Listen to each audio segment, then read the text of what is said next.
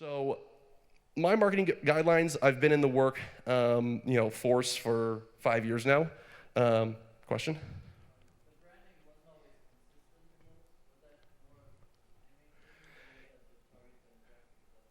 Target demographic. So someone who goes to a Red Bull X Fighters isn't necessarily going to go to a Red Bull 3 style because they're more into motorsports rather than a DJ competition. They might not care about music and vice versa. Yeah. Getting back. I've only been in the workforce for like 5 years. I have worked for Red Bull, Uber, now Minibar, some great companies, learned a lot of great things. And these are just like my basic guidelines to marketing. Number one, easiest, know your target market. And that means know who you're marketing to, have data to support it. An example was when we were launching Uber Pool in Los Angeles. Everyone has probably taken an Uber Pool, or at least seen it on the app out here in Silicon Valley. And the consumer's a little different up here than it is down in Los Angeles. Up here, it's more for commuters. But down in Los Angeles, and when we originally were launching the product, they thought, okay, let's really target this consumer, these people who commute to work every day, that need a cheap, reliable place, or ride to wherever they're going. But Los Angeles not only is different consumer in terms of Uber Pool, it's just a different beast in general. So what we did some market research, sent out an email of people who had taken Uber Pool, asked them their demographics, and what we found is that Uber Pool was more geared towards people who like to go out and they like to do events or go out to a bar on a random Wednesday night, and they don't necessarily want to pay $10 for a normal UberX. They'd rather split that cost, $5. So what we did, we came up with a few marketing ideas, and one of them was to get floor seats to Disclosure at Staples Center. And Disclosure, very large, DJ act, producers, and people ate it up. They loved it. And the reason they ate it up is because we weren't targeting commuters.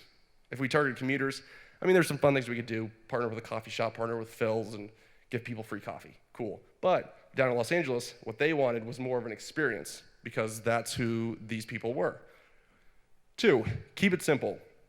And I know, going back to Red Bull and thinking, well, they sent someone to the stratosphere and made them jump out of a cube. It's not simple, but the idea itself is, hey, let's just send one up to space and make them jump. Some of the best ideas are, in theory, very simple. A great example of keeping it simple is Snapchat. This is a billboard down in Los Angeles, and I'm sure, like me, when you look at billboards, they're kind of it's a lot of static. You don't really see what's going on. You don't know what they're selling. There was one for Braintree. Has anyone heard of Braintree? Yeah, they take payments from consumers. It's owned by PayPal, but I don't even know what the billboard says. It was kind of boring. But this one, it's very simple. You know that little ghost. If you don't know that ghost, you're going to ask someone, hey, I saw this billboard on Lincoln Boulevard in Venice, and it had this little ghost on it with yellow. What is that? Someone within your circles is going to know. So even though billboards, for the most part, going back to that quote from Chuck Klosterman, they get sucked into a vacuum, this one kind of breaks the mold, which is great by keeping it simple. 2, be cool. Can someone define what cool is? Just raise your hand. Me. Okay. What makes you cool? What makes you cool? Okay. Anybody? Being original. Who else? There's no wrong answer to this. Because cool, yes, it's being original. It's being not too elitist to the point where it's exclusive, but semi-elitist.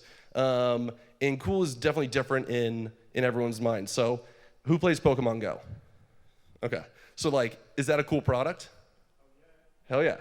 So not necessarily to me, because I don't play it. I know it's it's sweeping the nation. But cool is subjective in terms of everyone has their own view of it. So when you're marketing to your consumers, be cool in their mind. It wouldn't make sense for Pokemon Go to partner with, let's say, I don't know. It would be cool if they partnered with like Mountain Dew, right? Because number one, Mountain Dew is kind of their target market is somewhat similar. People who like to play video games, like to go out, need caffeine, and it's very inexpensive. But for me, I think cool is Virgin America. Who's flown on Virgin America, right?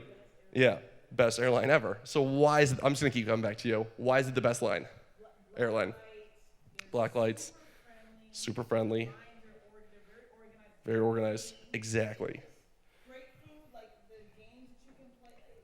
It's great. Yeah, they've really kind of just changed the way people travel. So I go down to LA maybe once every other month, 8 weeks or so, and I will always travel Virgin. And I travel for work, and sometimes the Virgin flight is more expensive than Southwest, more expensive than, let's say, Alaska.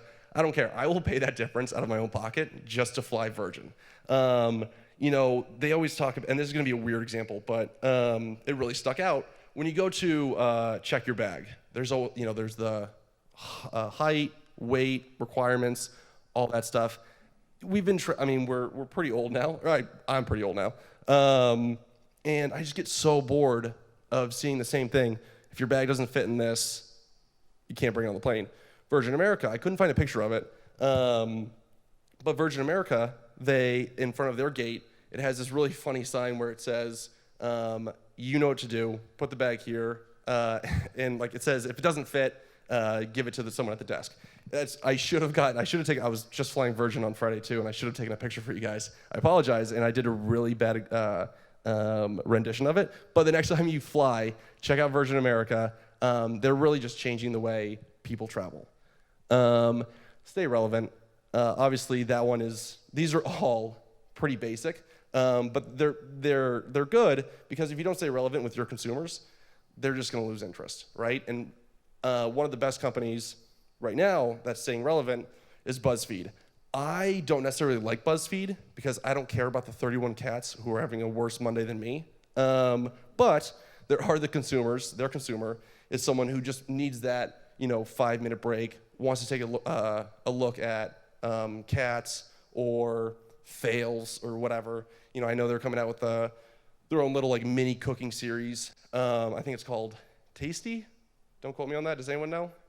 Yeah, those little minute-long Facebook videos. So they're staying relevant to their consumer, which is great.